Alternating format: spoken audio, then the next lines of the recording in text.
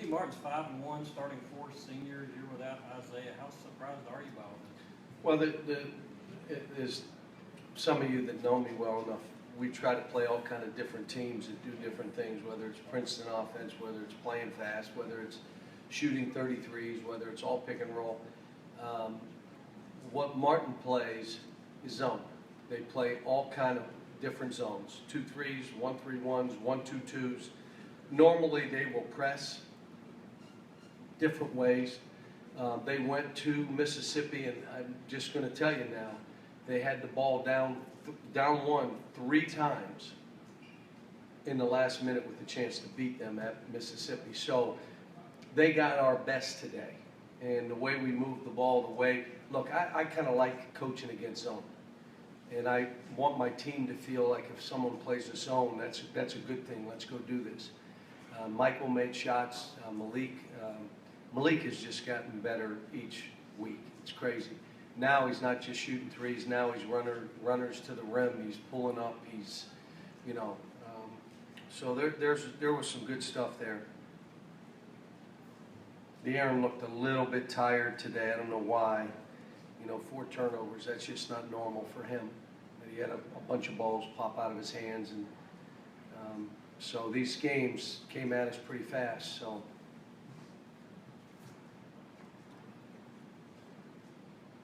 Cal, you talked about it a little bit already with Malik, but trying to get him to score in some other ways to get to the basket, uses athleticism. They get a flurry. We had 12 points in 2 minutes. What did you like about the way he played today? Well, they're not just coming down jacking threes, but you got to play him because he can make that shot. Again, he goes 2 for 8 from the 3 and gets 26. What? Some of them are on breakouts, and there was that one spell where we steal, dunk, steal, dunk, steal, dunk. I mean, and that's, who I hope we are. But we out-rebounded them, and again, they're a team that's been leading the other teams in rebounding, and we were good today. I mean, we were, Bam, 15 and 12. I mean, he should be doing that. That's what he should be doing. So. Cal, are you surprised at all about how unselfish your team is being on 24 consistently? No, I'm not. I mean, it's part of it is they're all comfortable in their own skin. They're not competing with another player on the team. We're competing against the other team.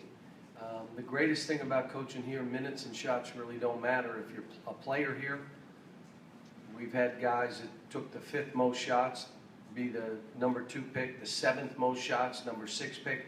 So if you're really concerned about your NBA career, points and rebounds don't matter. Fight, be able to guard multiple positions, be able to go for 30 on a given night. And so now they play this way. I mean, we have a bunch of unselfish players that are making the extra pass, and it's great to see.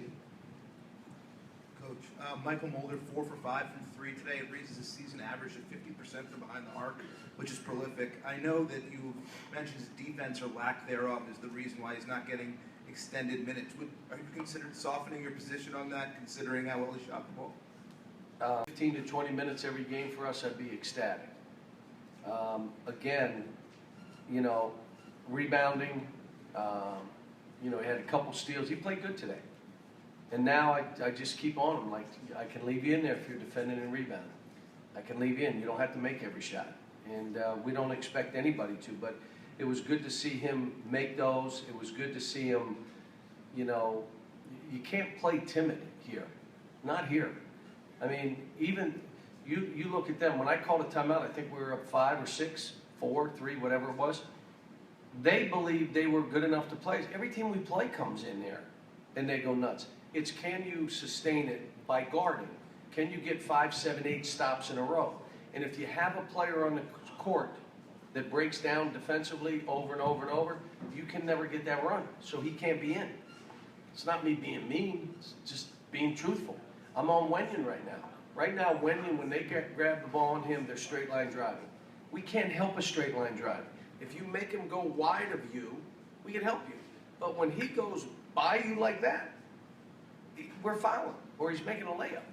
And so we have like 3 or 4 guys that give those plays up that we're working on. But it's early. It's still November. John, could you have any kind of update on what happened with Derek Ross and also what Sprained his thumb, his right thumb. anticipated to be out very long? I have no idea. Hope not. And what about Isaiah? They're gonna do an MRI tonight, cause they're surprised it's still bothering them. So let's hope it's clear for his sake. John, you mentioned how you like to coach against zones and you want your guys to look forward to playing against zones. Why? The zone ends up that you can scheme. You can still rush it up and try to post. You can make it random, like you're rushing and then move the ball and drive and post. You don't have to run stuff. And then in the half court, you can do things to create areas for guys to get a ball and attack, and it's one-on-one. So you saw that we had De'Aaron in the middle there. We then put Wenyon in the middle. We then attacked from the baseline where we gave it to De'Aaron on the baseline or Malik on the baseline. There's different things, but those aren't really plays, they're actions. And then you tell the guy, we're going to give it to you here, create something for us. Now, the issue for us comes, okay, now they go into a sagging man-to-man. I mean, what will we do then? We've had teams do it, and we still, if you can rebound and defend, that doesn't work either, because you just outrun them before they can sag. You just get faster and they can run back and get in the lane. If you can't defend, then sagging works. And let me say this, I tell my team this. If a team says, all right, the way we can beat them is sag in and give them jump shots. And then we'll go to church the night before and hope they don't make those jump shots. That's what sagging is. Basically, you're telling your team we can't play them, so let's just give them shots and hope they miss. And just close your eyes and hope they don't make them. But that's another way of playing. Cal, what's it say when you play without Isaiah and Dom has 9 assists for you tonight? Well, it's like it's good for Isaiah to see. Like, you got to compete. The issue became we needed Isaiah because De'Aaron got a little tired, and I left him in tired. But, Dom right now, I think, has 18 assists to 2 turnovers for the season right now. I think it's 18 and 3, like a ridiculous number. Dom is so much better as a player, confident. Derek Willis is so much better. Wenyon has gotten better. Sasha, they've all gotten better. We got to get Sasha. Here's the hard thing. When you're not out there enough, it's hard.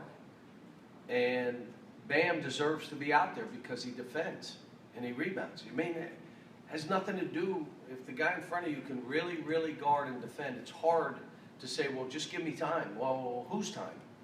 You got to take minutes from somebody. So to not play them as much is hard for them, whether it's Isaac, whether it's Sasha. And then if you try to play both, one of them, neither one get enough time. But I like what Sasha did shooting the ball. He shows his skill. They got to fight, though. These games will come down to just competitiveness and fight. You got to come up with balls. You got to stay in a stance. We're, like I said, I like the direction of the team, but now we got to, go on a trip, and we got to play in the Bahamas because our fans like to make trips, so we'll play in the Bahamas. Go have a vacation with us down there and spend 3 days in the Bahamas. John, you guys are the first UK team since 47, 48 to win the first 6 by 21 or more. What should we make of that? Since when? 47, 48. Fabulous 5. This may be the fabulous 9. I don't think it matters. Some of it's who you played. Here's what we have now. You have an Arizona State, you have a UCLA, you have a Valpo who has an NBA 6'9", 250-pound center. Then you go, is it North Carolina, Louisville, or is it Louisville, North Carolina? Something like that. And wait a minute, you still have Kansas. So our run of games is going to be coming now. And it's how I believe we have to schedule. When you're talking about a new team every year, you cannot come out of the gate and play 3 or 4 really hard games. It's not fair to the kids. Well, our fans want to do it. Go on vacation without us. We don't need to go on with you. Just go. And if you want us to go in the summer, we'll go somewhere in the summer and you can come with us there. You just got to be fair to these kids. You can't just say, well, we want to all go here. Well, then go. You don't have to watch us. Why do I have to go with you? Cal, you kind of answered my question, but is it a good time now for, as you mentioned, the schedule kind of kicks it up a notch? Yeah. Are they ready for that? I don't know. We'll see. But we had no choice. We pushed it back as far as we could. And now it's okay, it's on. Now, we played Michigan State and they beat Wichita today. So, but they were as young as us.